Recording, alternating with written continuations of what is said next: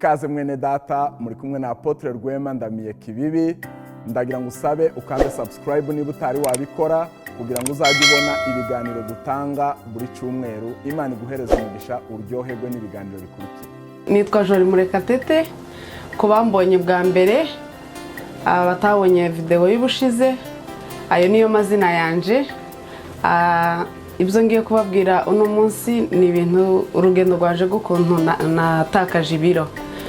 Nari mfite ibiro 131, none ubu nyine mfite 90, maze gutakaza ibiro 41. Rero muri bimwe ngiye kukwereka byamfashije, ntago ndi umuganga, nta nubwo nkora ibintu zo gufasha abantu batakaza ibiro.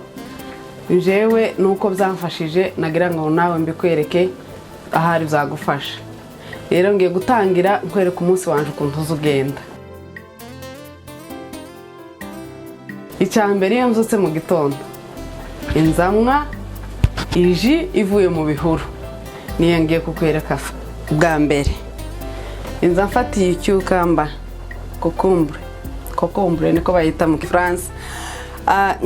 Nkayikata gutya uduce gutya, andimo ndakatira mu kantu ndi buze kubisya. Irahagije ku itasi, ngafata ngashiramo seleri. Iyi ni seleri, ngakata uduce. Iyi ni itasi imwe ngiye gukora ya mu gitondo, iverimo. Ngafatamo ngashiramo lime ni yandimu y'icatsi kibisi.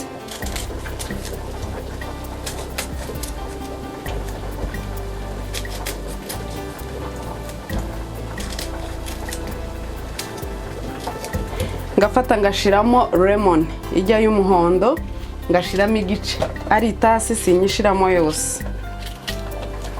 Mbere urabanza ukabyoza, nabyogeje already.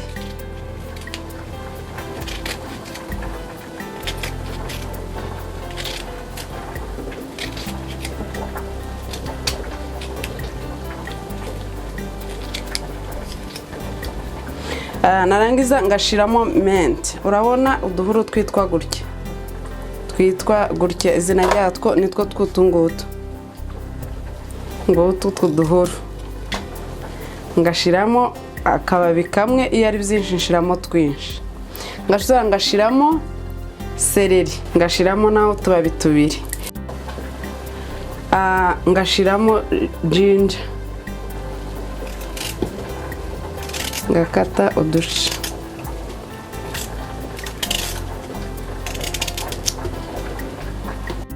Ngashiramo ikirahure cy'amazi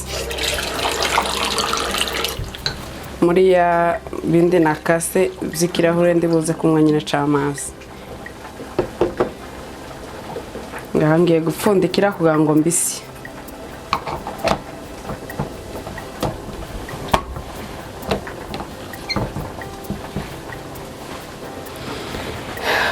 Ngiye kubisya mu kamashini.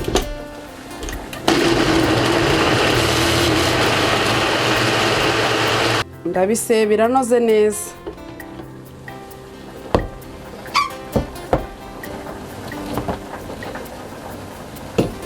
Hanyuma ndi bubiyungurure, kuremwo umutobe wo kumwa mu gitondo, nta kintu ndashira mu nda. Nuko biyungurure.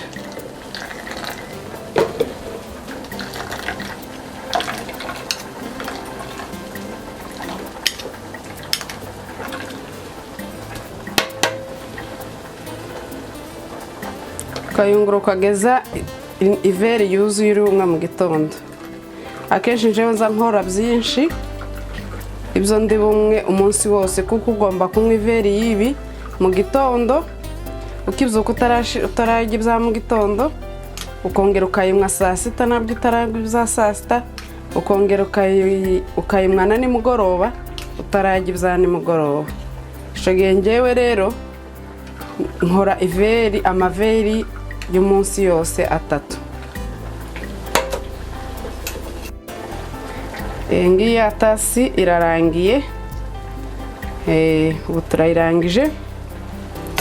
Warangiza ugashira mu iveri yawe ya mu gitondo.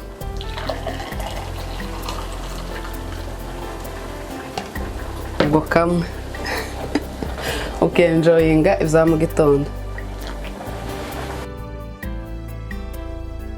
Nyuma yo kumwa rero yaji maze kumwa igikombe cyuzuye ndindira iminota 30. Narangiza ngatogosa amagabiri ngayaratogosheje, narangiza kuyatogosa nkayaharura nkayakata ku isahani.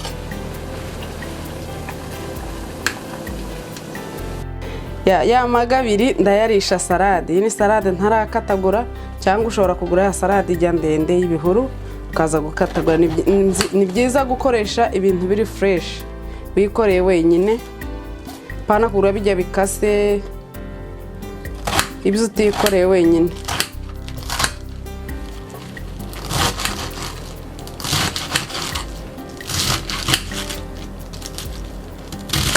Ugashiraho n'urusate rw'inyanya kuri ya salade.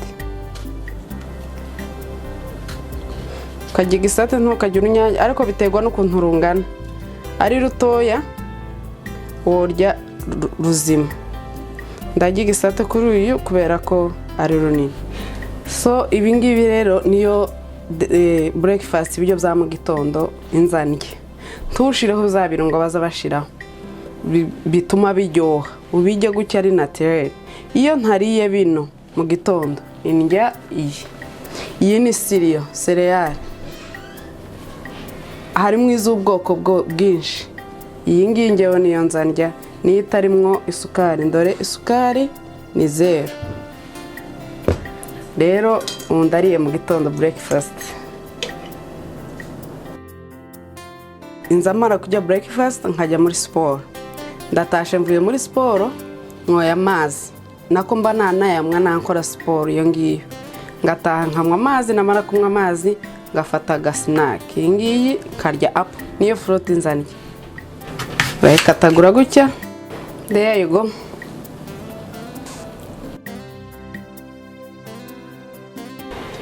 Izi ni vegetable for the supper.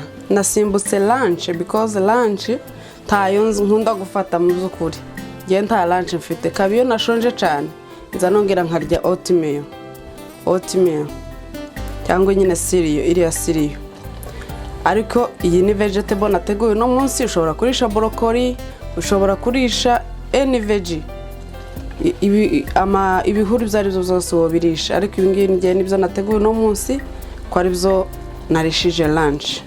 Ngiye biratogose bimaze gusha, ngiye kubishira ku isahani urebe ibyo ndisha. Iyi ni ibiryo bya nimugoroba, ariyo dina. Iyi ni inkoko, ya nkoko itagira amagufwa, niyo iyi ngiyi. Nuko ibimeze. Iyi ngiyi irakonje, ari muri firigo. Niyo ntogosa, narangiza kubitogosa. Ibi nibyo birungo nshira. Ngibi icitwa gutya. Uyu ni umunyu. Ntabwo nkoresha umunyu usanzwe, nta mavuta nta munyu. Iki ngiki kizamo kimeze nk'umunyu. Ni iki ngiki black pepper, garlic, yani ni ngiyi. Warangiza ukabitogosa, warangiza ukayikatagura. Niyo yire nakataguye ngashiraho za binyampeke ibihuru. Narangiza rero nkabandi ibyane mugoroba. Mbere y'uko urya ibiryo ibyo ari byo byose ubanza amazi mu nda, iveri y'amazi ya ca kirahure wakoze mu bihuru. Hariye iriya nkoko indya isamaki. Ni isamaki itagira igufwa, kayirisha ibihuru. Ushobora kurya ibihuru bya broccoli, epinari. Ibi ngibi nibyo nahisemo no munsi nariye. Ngiye ukuntu bimeze, nta gufwa ibifite, nta n'uruhu. Udafite inyama cyangwa fishe, ifi cyangwa amagi, ibyo bisimbuza n'ibishimbo. Ibishimbo ni kimwe, zifite byose proteine zihwanye. Nanje ibishimbo ndabikunda, sinari mbikunda kera, ariko ubu nyine ndabikunda nyine kugira ngo mbarasinge indyo yanje. Rero umunsi ukaburije maze kurya ibyo bya nimugoroba.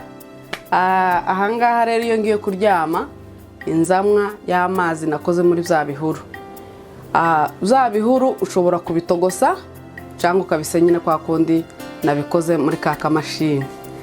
Rero uru nirwo rugendo niko nza mbigenza. Nibyo njewe byatumye ntakaza ibiro. hanyuma siporo yo ntiwayivuzeho byinshi cyane. Siporo ujya ukora iki? Siporo ntago nza nyikorera hano mu rugo, inza nje ahantu haba ibyuma.